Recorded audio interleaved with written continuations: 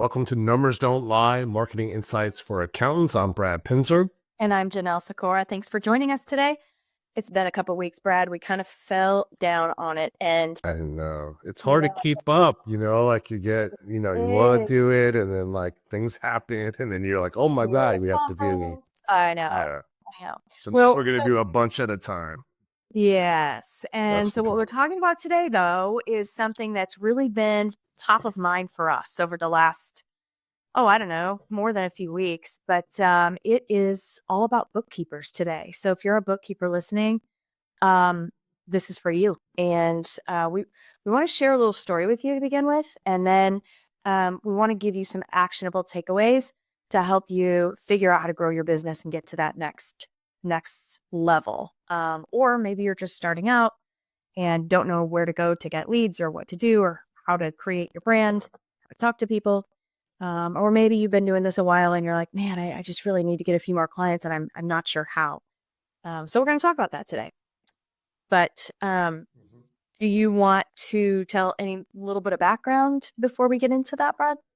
Well, I mean, the thing that strikes me about that is really, we work with accounting firms. That's kind of mostly who we've been working with, and we've had a couple of um, a couple of bookkeepers that we worked with, and totally different. Like these accounting firms are, maybe 10, 15 employees, whereas the bookkeepers, for the most part, are sole proprietorships. And Mhm. we have one client that we worked with and helped her a bit, and then you had a conversation with her, and you told me about it, and you were like, she just told you, like, she's just overwhelmed, like, there's Yeah, just that's so much. right.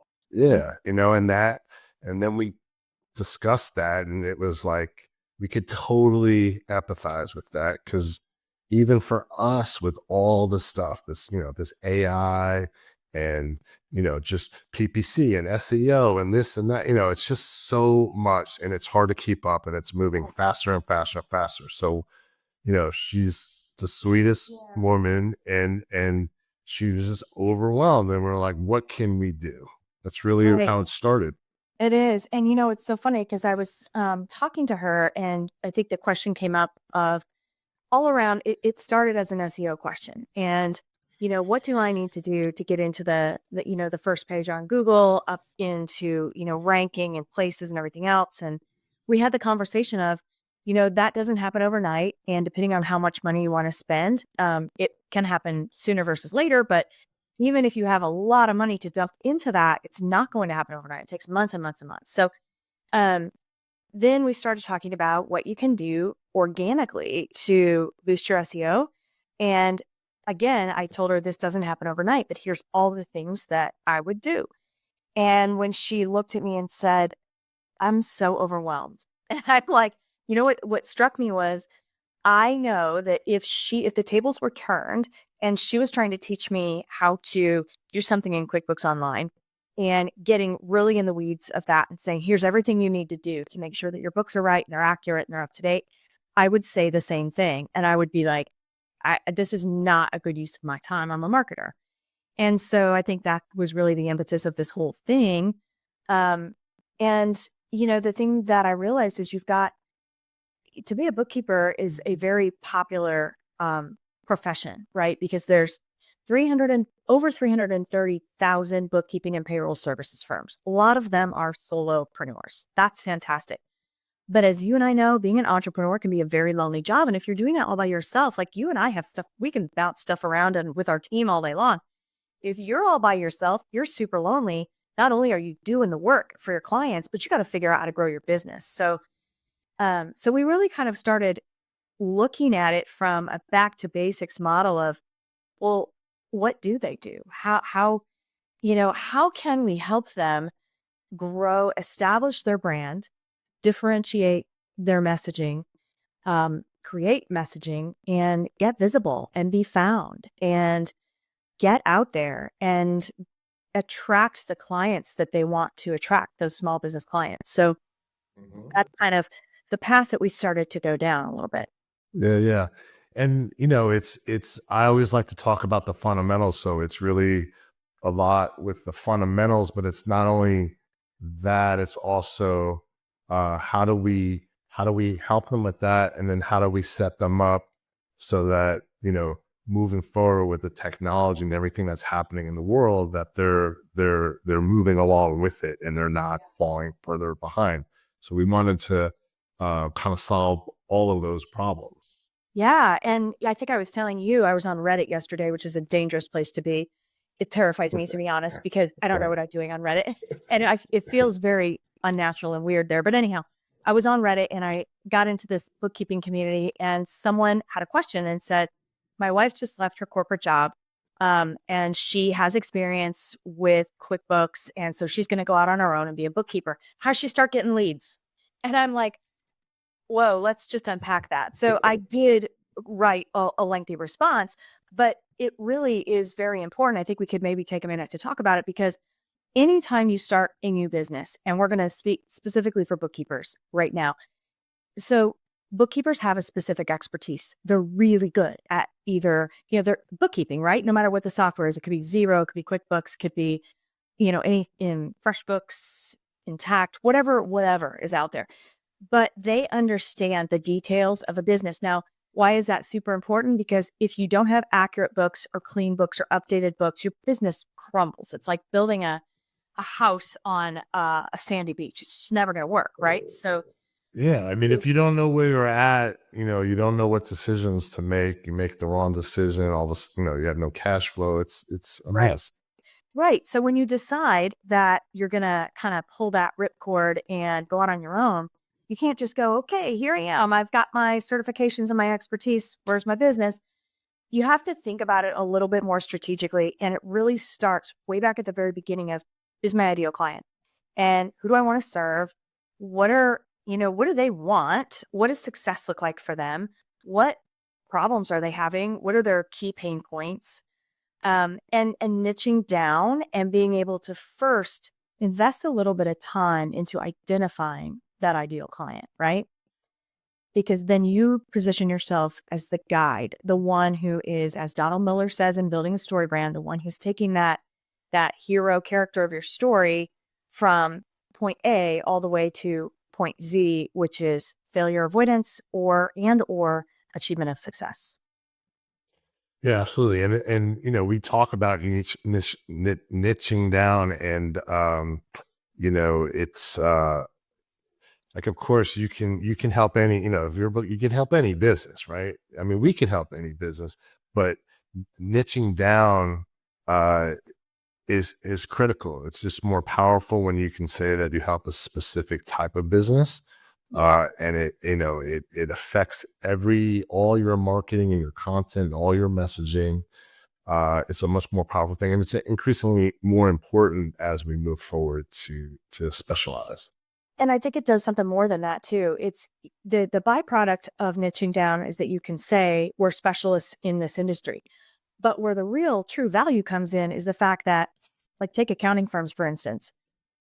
I've been working with accounting firms for so long that I intimately understand how to run an accounting firm business and what the pain points are, where the bottlenecks are, what the frustrations are, the problems, and when the business is run well, what the outcomes are.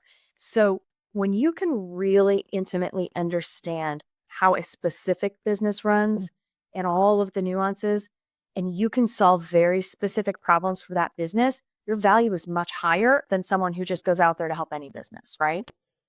Yeah, but you know what? The thing is that people might not realize about niching down, which has happened for us, is that when you all of a sudden, like for us, like we niche into accounting, CPA firms, bookkeepers. Once I started going around, because I went from generalist, you were maybe a little bit more niche down than I was. When I started going around saying, "Hey, this is what I do. I work with accounting and CPA firms," I started getting introduced to people kind of like in that space. So like and it's all about relationships and the conversations that you have at the end of the day. And so it just, kind of filters out that circle that you need to be associated with and involved with. And and then it's kind of almost like magical. When you do that, you start having different conversations with the right people. And then it takes time, but then all of a sudden it just kind of comes together. And then you find, like your tribe and like all the different things. It just happens. It's just the way it Yeah. works. Yeah. And I think, you can do things to accelerate that too, because once you pick a niche, let's just say you're a bookkeeper and you specialize in restaurants, which is very different from specializing in law firms or something else. Mhm. You specialize in, let's just say, restaurants as an example. Then the other thing you really want to do is get entrenched in any of like local restaurant associations. When I lived back in St. Louis, there was way back in the day when I was in payroll, I worked with, that was my niche, was restaurant payroll. And it was, it's tricky.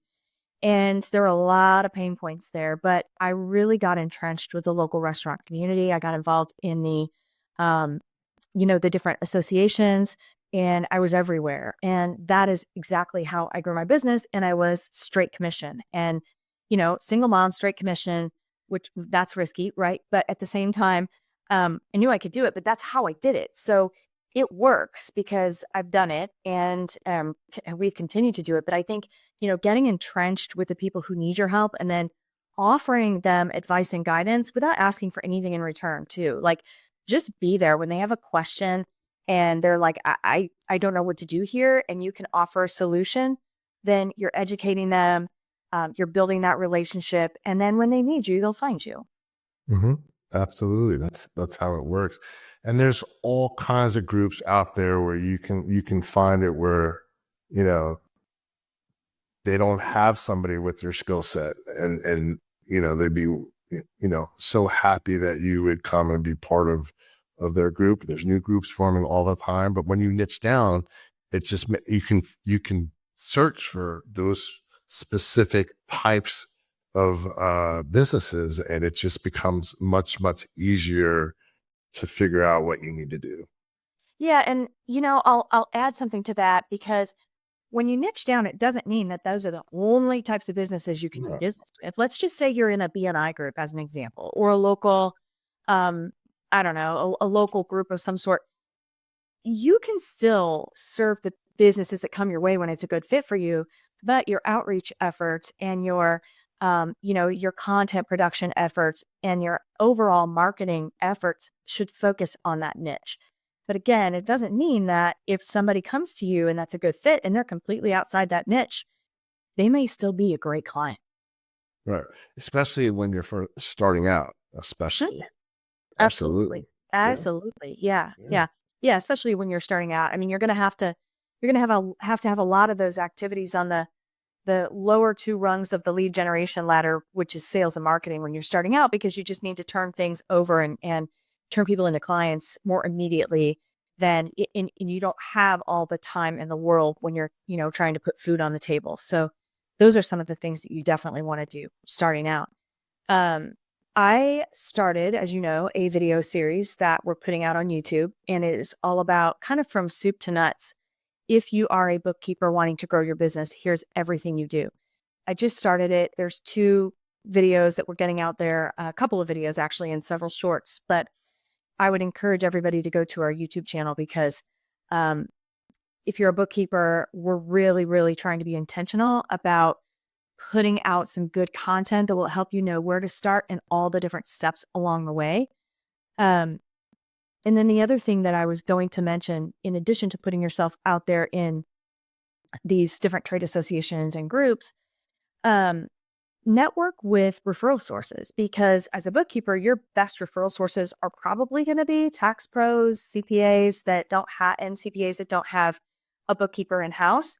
And, if you have a whole bunch of referral partners or potential partners or referral prospects, and you've got a bunch of prospects that you're in front of, the next thing and the actually the first thing you ought to do is make sure that you've got a really good CRM set up, because how are you going to stay in front of these people? You can't do it manually. That doesn't work. I've tried that many, many years ago. It just doesn't work.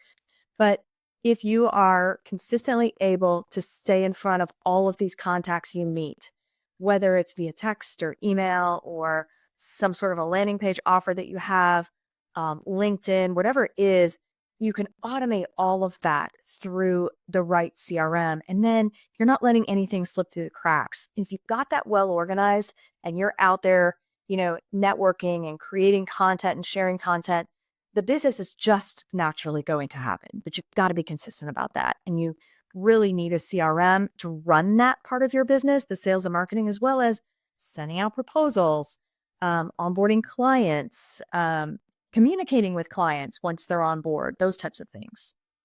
Yeah, just to be clear, a CRM is a customer relationship management software. And really simply, it's just a way to organize all your contacts, into a system that allows you to do exactly what just explained, to do follow up and reach out, all your email newsletters, your one-to-one emails, nurturing those relationships, telling them about, things that you're offering, sending reminders to them about, things that they should be doing for their business, and just adding value to them. And again, when you have a niche that you're focused on, it's much easier to come up with the content and add that value. Yeah, absolutely. Creating content is something that really overwhelms, I think, a lot of bookkeepers because they're like, whoa, wait, what do you, I'm not a writer? Okay. So I am actually working on doing a video all on content strategy. And I know we have some technology that empowers people to create a brand playbook inside the technology.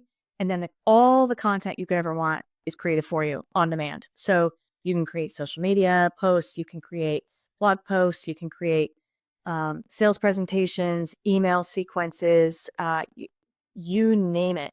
But anyhow, when it feels overwhelming to create content, it doesn't all have to start with you in your head. You can leverage technology, especially as far as AI has come, and find an inexpensive system, something that's affordable for your business that will create content for you based on the brand parameters that you put in. So I think that's really important because I think sometimes people are like, I don't have time to write all these blog posts and post on social media, and I don't know what channels to be on, and I don't like video, or I don't have time for video. I think that people need to just find what feels comfortable, just start somewhere, and then use technology to help you create that content. But it can't just be generic chat GPT because it's going to sound and look just like it came from chat GPT. It's got to be something that's trained on your brand. Absolutely. Did you want to talk a little bit about our software and like how that works, or?